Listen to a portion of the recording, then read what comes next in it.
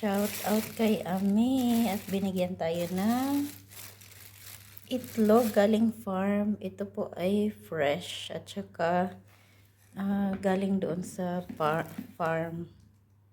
Yan, yung natural, yung free range na mga yung sa likod bahay na itlog. O, diba? Very organic.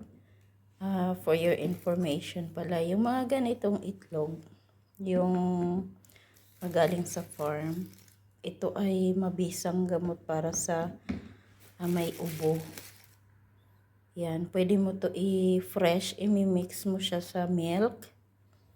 Or nung araw, naalala ko, pinapainom sa amin to ng presko. As in, batihin mo or lunukin mo siya ng presko.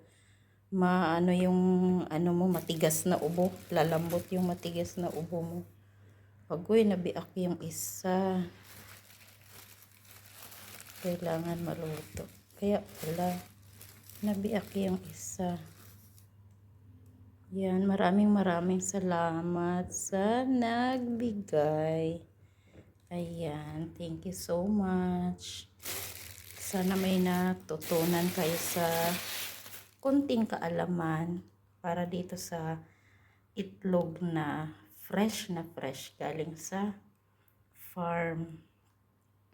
Ayan, gamot po siya sa ubo. Yung napakatigas na ubo. Dito, hinahalo nila sa fresh milk. Naalala ko noon, hinahalo namin ito sa royal. Na inaano siya, minimix sa royal tapos iniinom yan. Tanggal ang ubo mo, isang itlog lang katapat.